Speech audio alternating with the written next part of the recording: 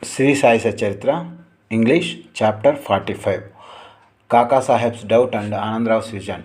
Wooden Plank, Chakkapalaka, PLANK. Baba's Bedstead, BEDSTEAD, Manchamu Seyya, and not Bhagat's. Preliminary.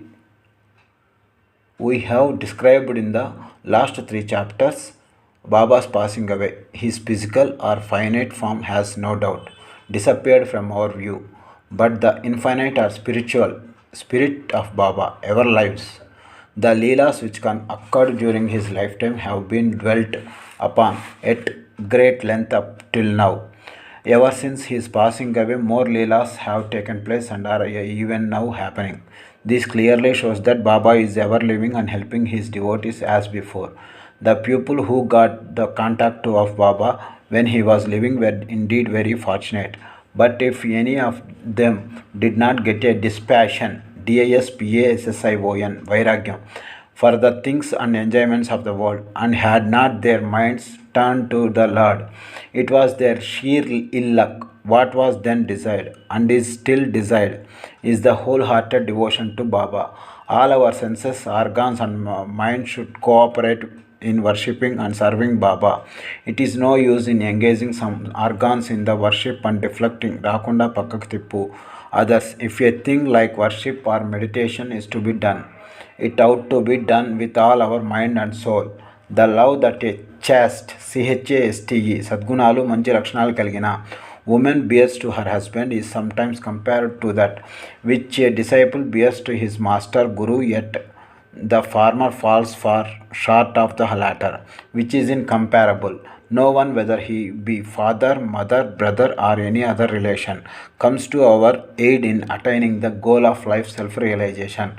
We have to chalk out CHALK out OUT ప్రణాళిక రూపొందించు కార్యాచరణ ప్రణాళిక రూపకల్పన and traverse TRAVERSE ప్రయాణించు the path of self realisation our self we have to discriminate DISCRIMINATE వివేచన between the unreal and unreal, renounce the things and enjoyments of this world and the next, and control our senses and mind, and aspire for liberation only. Instead of depending upon others, we should have full faith in ourselves. When we begin to practice discrimination, we come to know that the world is transient, TRANSIENT, క్షణికమైన, and unreal, and our passion for worldly things become less, and ultimately we get dispassion or non-attachment for them.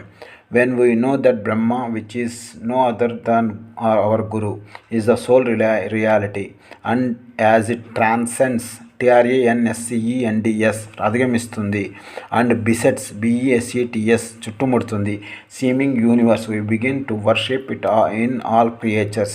This is the unitive UNITIVE ఐక్యమైన bhajan or worship. When we thus worship Brahma or Guru wholeheartedly, we become with him and attain self-realization. In short ways, chanting the name of the Guru and meditating on him enables us to see him in all beings and confers eternal bliss on us. The following story will illustrate this. Kaka Saheb's doubt and Anandrao's vision. It is well known that Sai Baba had joined Kaka Saheb Dikshit to read daily two works of Sri Eknath, Bhagavat and Harvat Ramayan. Kaka Saheb read these daily while Baba was living, and he followed the practice even after Baba's passing away. Once in Kaka Mahajan's house in Chowpatty, Mumbai, Kaka Saheb was reading Eknath Bhagavat in the morning. Madhavrao Deshpande alias Shyama and Kaka Mahajan were then present and listened attentively to the portion read, which the second chapter, 11th skanda of 2 of the book. Therein the 9 nathas or siddhas of the Rishabhas family, which Kavi, Hari, Antariksha, Prabuddha, Piplayan, Aviruddha, Drumil, Chamas, and Karabajan expounded Vivarancharu, EXPOUNDED, the principles of Bhagavad Dharma of King Janak. The latter asked all the 9 nathas most important questions, and each of them answered them satisfactorily. The first, that is, Kavi explained what is Bhagavad Dharma. Hari, the characteristics of Bhakta, devotee. Antariksha, what is Maya. Prabuddha, how to cross Maya. Pippalayan, what is the Parabrahma, Avihotra, what is the karma? Dhrumil, the incarnation of God and their deeds. Chamas, how a non-devotee fares after death. Karbhajan, the different modes of worship of God in different ages. The substances of all the exposition was that in this Kali age, the only means of liberation was the remembrance of Hari's Lord or Guru's feet. After the reading was over, Kaka Sahib said in a despondent, despondent tone, Niruchahaparudu, to Madhavrao and others, how wonderful is the discourse of the nine natas on bhakti or devotion, but at the same time, how difficult it is to put into practice.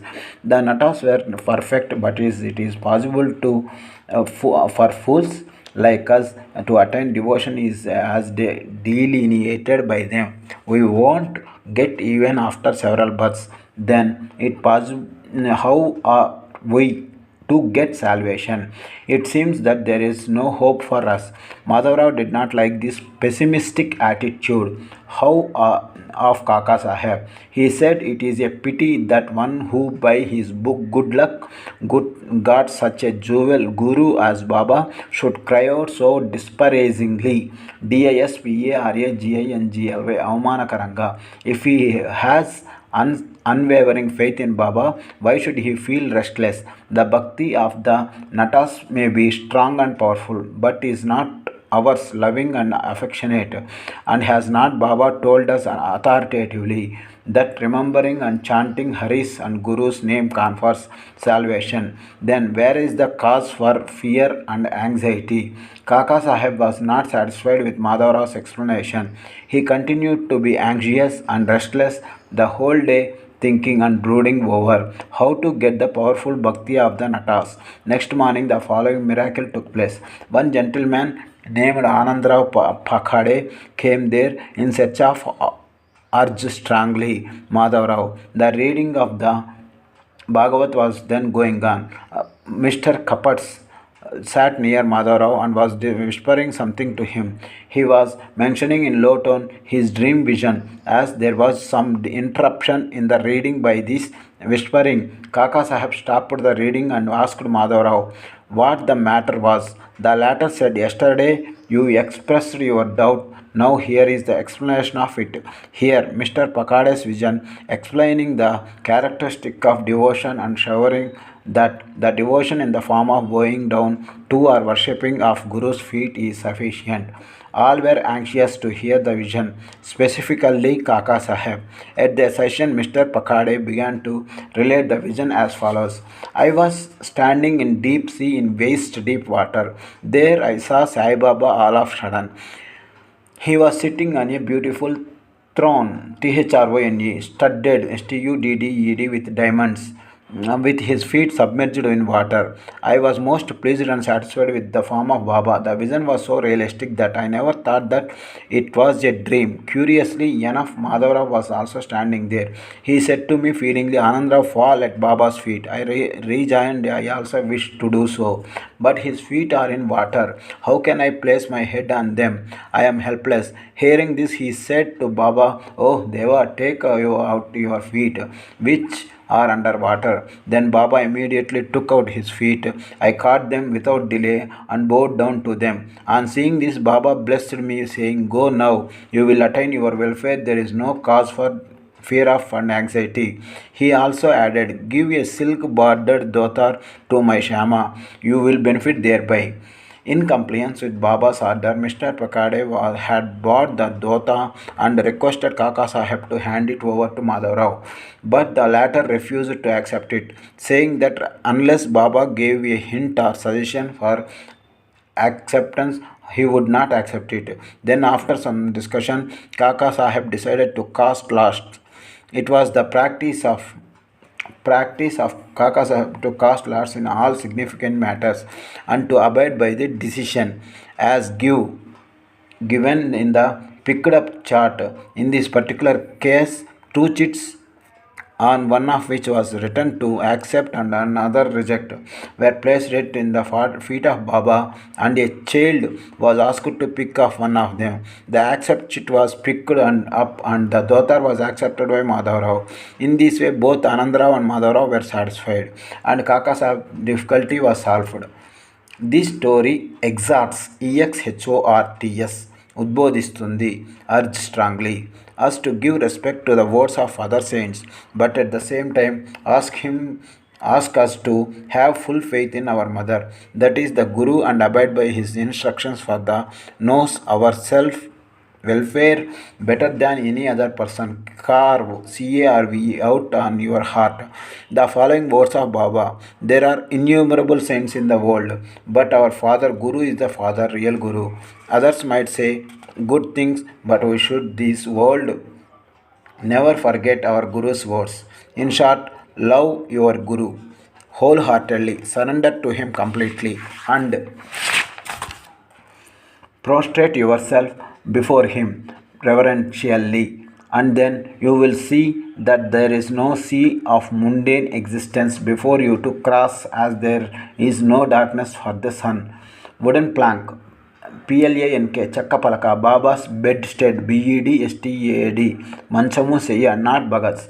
In these earlier days, Baba slept on a wooden plank, 4 arms in the length and only a span in breadth, with panatis, earthen lamps, burning at its 4 corners. Later on, he broke the plank into pieces and threw it away. Why chapter 10. Once Baba was describing the greatness or importance of this plank of Kaka Saheb. On hearing this, the latter said to Baba, "If you still love the wooden plank, I will again suspend or hang out one in the masjid for you to sleep at ease." Baba replied, "I won't like to sleep up leaving Mahalsapati down on the ground." Then Kaka Sahib said, "How can he sleep on the plank? It is not easy to sleep on the plank. He who has many good qualities in him only can do so. He who can sleep with his eyes wide open can effect that.